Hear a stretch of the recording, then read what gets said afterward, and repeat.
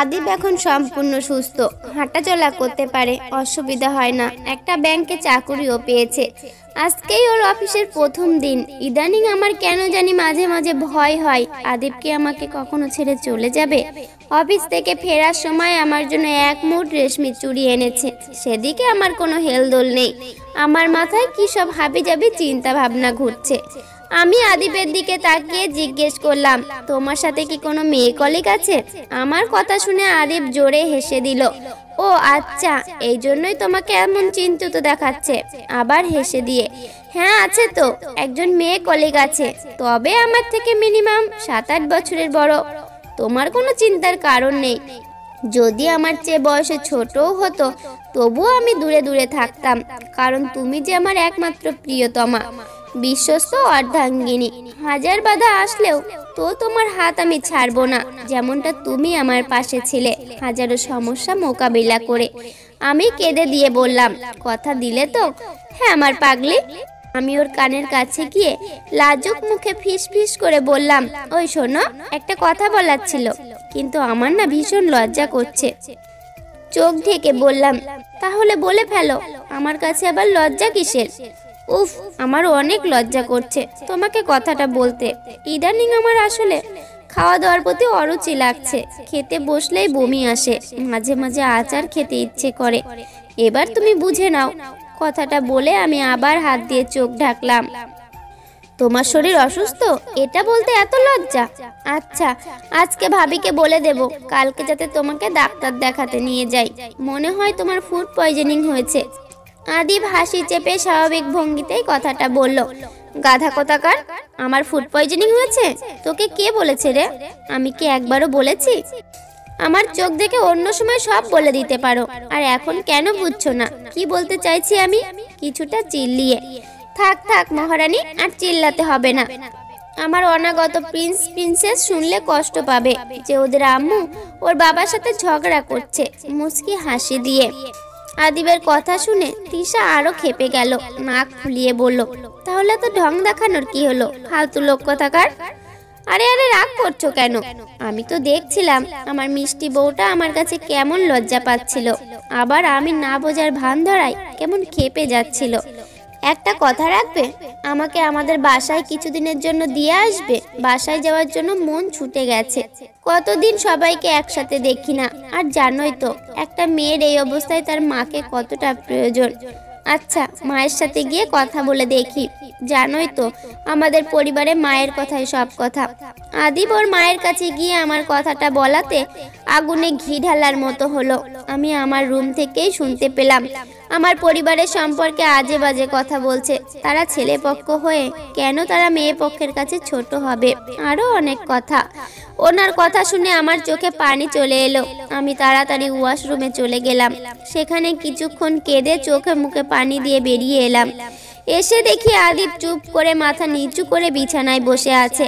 আমিও কিছু না জানার ভান ধরে ওর পাশে গিয়ে বসলাম। ও আমার হাত দুটো জড়িয়ে ধরে বলে, তিশা, মা তোমাকে এই অবস্থায় জার্নি করতে নিষেধ করেছে। তুমি মাকে প্লিজ ভুল বুঝো না। আমি তোমাকে কথা দিচ্ছি, 2-1 দিনের মধ্যে তোমাকে ঘুরতে নিয়ে যাওয়ার কথা বলে তোমাদের বাসায় নিয়ে যাব। আমি ওর মিথ্যে আশ্বাস শুনে চুপ করে রইলাম। দেখতে দেখতে 9 মাস কেটে গেছে। বেবি হওয়ার সময়ও প্রায় ঘনিয়ে এসেছে। বাসায় আর যেতে পারিনি। আদিব যদিও নিয়ে যেতে চেয়েছিল, কিন্তু আমি মিথ্যে কথা বলে যেতে চাইনি। এর মাঝে মা আমাকে 2বার দেখে গেছেন, আশ্বাস দিয়ে গেছেন বেবি হলে বাবা রাগ করে থাকতে পারবে না। বাবার মাঝে এখনই আমার জন্য অনেক দুর্বলতা দেখতে পায় মা। আমিও সেই দিনের অপেক্ষায় আছি, যেদিন আমার বেবি এসে 2 পক্ষের মনোমালিন্য হিসাব শেষ করবে। হঠাৎ করেই আমার পেন ওঠে। আমি তাড়াতাড়ি আদিবকে কল করি। ও তখন অফিসে। আদিব জানায় ও অফিস থেকে ছুটি নিয়ে এক্ষুনি আসছে, ভাবিদের নিয়ে যেতে হাসপাতালে যাই। আম্মা 2 ভাবি আমাকে নিয়ে হাসপাতালে গেল। যাওয়ার আগে আমার মাকেও খবর দেওয়া হলো। হাসপাতালে যাওয়ার কিছুক্ষণের মধ্যেই আমাকে ওটি রুমে নেওয়া হলো। ততক্ষণে আদিব আর তিশার মা হাসপাতালে পৌঁছে যায়। ওটি থেকে বাচ্চার কান্নার আওয়াজ শুনতে পেয়ে আদিব মনে মনে আলহামদুলিল্লাহ পড়ে নেয়। নার্স এসে জানায় আদিবের ছেলে সন্তান হয়েছে। বাচ্চা ও মা দুজনই সুস্থ আছে। নার্সের কথা শুনে আদিব আবারও মনে মনে আলহামদুলিল্লাহ পড়ে নেয়। 2 দিন পরে তিশাকে আর ওর ছেলেকে হাসপাতাল থেকে বাড়ি নিয়ে যায়। পুরো বাড়ি আনন্দে ভরে যায়। তিশা সবচেয়ে বেশি হাসি পায় যখন ছেলেকে নিয়ে আদিপ দুষ্টুমি করে। তখন আদিপকেও বাচ্চাদের মতো মনে হয়। তো এবার তিশা সিদ্ধান্ত নেয় ওর বাবাকে ফোন করবে। সব ভেবে চিনতে তিশা কল করে ওর বাবাকে। ওপাশ থেকে কল রিসিভ করার পর তিশার বাবার কর্মকাণ্ডে তিশা পুরোই অবাক হয়ে যায়। তিশার কণ্ঠস্বর শুনে ওর বাবা হাউমাউ করে কান্না করে দেয়। বাবা, তুমি কাঁদছো? আদিপকে বিয়ের সময় অপমান করা নিয়ে বাবাকে অনেক কড়া কথা বলার ছিল, কিন্তু বাবার কান্না দেখে আমি আর বলতে পারলাম না। মনে মনে, তোর সাথে জামাইয়ের সাথে অনেক অন্যায় করেছি আমরা, আমাদের তুই মাফ করে দিস। এতদিন নিজের দাম্ভিকতাকেই মনের মধ্যে পুষে রেখেছিলাম, কিন্তু মনের মাঝে এক বিন্দুও শান্তি পাইনি। আজ 1 বছর পরে তোর কণ্ঠস্বর শুনে মনে শান্তি পেলাম। তোর কথা ভেবে ভেবে একটা রাতও ঠিক মতো শান্তিতে ঘুমাতে পারিনি। তবুও তো তুমি তোমার এই মেয়েটাকে একবারের জন্য দেখতে আসনি, নিজের জেদটাকেই বেশি প্রাধান্য দিয়েছো কেঁদে দিয়ে। এখন এসো প্লিজ, তোমার নাতিটাকে দেখে যাও। নাকি এখনো আসবে না? হ্যাঁ মা, আসবো। তোকে জামাইকে প্রাপ্য সম্মান দিয়ে বাড়ি নিয়ে আসবো। জামাই আবার রাগ ধরবে না তো? তুমি যদি নিজে আসো তাহলে রাগ করবে না। বাবার সাথে প্রায় 1 ঘন্টা কথা বলে ফোনটা রাখলাম। আজ আমার মনে অন্যরকম প্রশান্তি বইছে, মনে হচ্ছে সুখের সাগরে ভেসে যাব। কিন্তু এত সুখ আমার কপালে সইবে তো? ঠিক 2 দিন পর ঘরের কাজ করছি, হঠাৎ কলিং বেলটা বেজে উঠল। সাধারণত এই দুপুরের দিকটায় কেউ আসে না। আমি গিয়ে দরজা খোলার পর অবাক হয়ে গেছি। আমাদের বাড়ির সবাই এসেছে। তারা কেউই আমাকে বলেনি তারা যে আসবে। অনেক খাবার দাবার, বাবুর জন্য জিনিসপত্র, আরো অনেক কিছু সাথে নিয়ে এসেছে। বাবা ভাইয়া আমাকে জড়িয়ে ধরে সে কি কান্না। আমার পরিবারের সবাইকে দেখে আমার শাশুড়ি রুমে গিয়ে মুখ গোমরা করে বসে রইলেন, সাথে অন্য সবাইকেও আসতে নিষেধ করলেন। আমার শ্বশুর বাড়ির সবাইকে ডাকতে বললেন বাবা। আমি শাশুড়িকে গিয়ে ডাক দিতে তিনি আর একদিকে মুখ ঘুরিয়ে বসে রইলেন। আমি গিয়ে আম্মাকে বললাম, আমার বাড়ির লোকজন এসেছে, আসুন আপনি।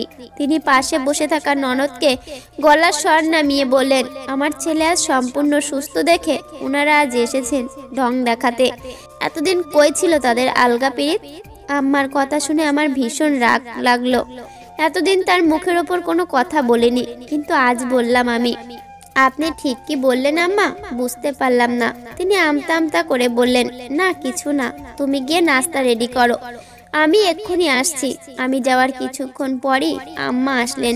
কিছুটা গোমরা মুখ করে সকলের সাথে কথা বললেন। দুপুরের খাওয়ার সময় বড় ভাইয়া বললেন, আজকে আমাদেরকে তাদের সাথে নিয়ে যেতে চান। বাবাও ভাইয়ার সাথে একমত দিলেন। আমিও ভীষণ খুশি হলাম, কিন্তু আপত্তি করলেন আমার শাশুড়ি। পরে কোনোদিন আদিপ বৌমাকে নিয়ে আপনাদের বাড়ি যাবে, আজ না। আমার মনটাই কেমন ডাক ডাকছে। আদিবের মা, আরে আজকে গেলে অসুবিধা কি? শুক্র শনিবার তো এমনি বন্ধ, আবার রবিবারেও সরকারি ছুটি পড়েছে। তাই বলছিলাম 3 দিন আমাদের বাড়ি মেয়ে আর জামাই বেরিয়ে আসুক। 3 দিনের এমন ছুটি তো আর সবসময় আসে না। তিশার বাবা, তবুও আম্মা আপনি প্লিজ আর আপত্তি করবেন না। কতদিন বাসায় যায় না, কিচ্ছু হবে না দেখবেন। আমি এক্ষুনি আদিবকে ফোন করে কথা বলছি, আর জামা কাপড়ও গুছিয়ে নি। দুপুরের খাওয়া দাওয়া শেষে জামা কাপড় গুছিয়ে আদিবকে বিকালের দিকে ফোন দিই। আমার পরিবারের লোকজন এই বাড়িতে এসেছে শুনে আদিব অনেক খুশি হয়, আবার অবাকও হয়। কি হয়, তুমি এতক্ষণে এই কথাই বলছো? তাহলে কখন বলতাম? এতক্ষণ অনেক বিজি ছিলাম। শোনো, তোমার অফিস তো আর কিছুক্ষণের মধ্যে ছুটি হয়ে যাবে, তাই না? একটু তাড়াতাড়ি আসার চেষ্টা করো প্লিজ। 5টায় অফিস ছুটি হবে, কিন্তু আগামী 3 দিনের ছুটি থাকায় বেশিরভাগ মানুষই আজ বেড়াতে যাবে, যার কারণে রাস্তায় আজ অনেক জ্যাম থাকবে। আর জ্যাম ছুটতে ছুটতে 4-5 ঘন্টা লেগে যাবে। সেটা তো আর তোমার অজানা নয়। আমার আসতে আসতেও লেট হবে, এটা ধরে নাও। আমি একটা বুদ্ধি দিই, তুমি না লঞ্চে করে চলে আসো। বাসায় আসতে আসতে 1 ঘন্টা লাগবে, আর কোনো জ্যাম ট্যামের ভয় নেই। মাথা খারাপ নাকি? তুমি জানো না আমি সাঁতার পারি না, তাই লঞ্চে উঠি না। নদীপথে যাতায়াত করতে আমার ভীষণ ভয় লাগে। লাস্ট কবে উঠেছি তাও মনে নেই। আর উঠলেও সাথে পরিচিত কাউকে নিয়ে উঠি। বলা তো যায় না, যদি লঞ্চ টঞ্চ ডুবে মারা যায়। ফালতু কথা বাদ দাও, এই সমস্ত কথা আর বলবে না। আর তুমি যা ভালো মনে করো তাই করো। কিছুটা অভিমান করে ফোনটা কেটে দিলাম। কিছুক্ষণে আবার আদিব ফোন করলো, আমি কলটা রিসিভ করলাম না। আবারও কল করলো, আমি আবারও রিসিভ করলাম না। এমন করে অনেকগুলো কল করলো। শেষমেশ বাধ্য হয়ে কলটা রিসিভ করলাম। কি হলো, রাগ করেছো তিশা? আমি কোনো উত্তর দিলাম না। আরে শোনো, আমি তোমার কথাটা ভেবেই লঞ্চ ঘাটে এসেছি, লঞ্চ দিয়েই আসবো। এবার খুশি তো? হ্যাঁ, খুব খুশি। তাড়াতাড়ি আর সাবধানে চলে এসো। আমি সবাইকে গিয়ে বললাম আদিব লঞ্চে করে আসছে, তাই জ্যামের কোনো চিন্তা নেই, খুব তাড়াতাড়ি চলে আসবে। প্রায় 2 ঘন্টা হয়ে গেছে, অথচ আদিবের ফেরার কোনো নাম নেই। অথচ 1 ঘন্টা, সর্বোচ্চ 1.5 ঘন্টার মধ্যে পৌঁছানোর কথা। ব্যস্ততার কারণে কলও করতে পারিনি। সন্ধ্যায় আমি সকলের জন্য নাস্তা বানাচ্ছি, আর আমার ননদ রিনি টিভি দেখছে। হঠাৎ রিনি চিৎকার দিয়ে আমাকে ডেকে বলল, ভাবি ভাবি, এই দেখো আমাদের শহরের লঞ্চ ঘাটে মাছের ট্রলারের সাথে ধাক্কা লেগে একটা লঞ্চ ডুবে গেছে। লঞ্চ ডোবার কাহিনী শুনে আমার হাত পা ঠান্ডা হয়ে গেল।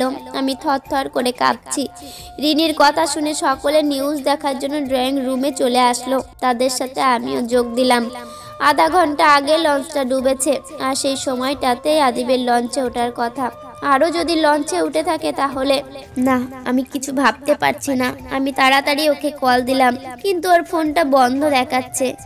এই মুহূর্তে সংযোগ প্রদান করা সম্ভব হচ্ছে না। কথাটা শোনা মাত্রই আমার বুকের মধ্যে মোচড় দিয়ে উঠল।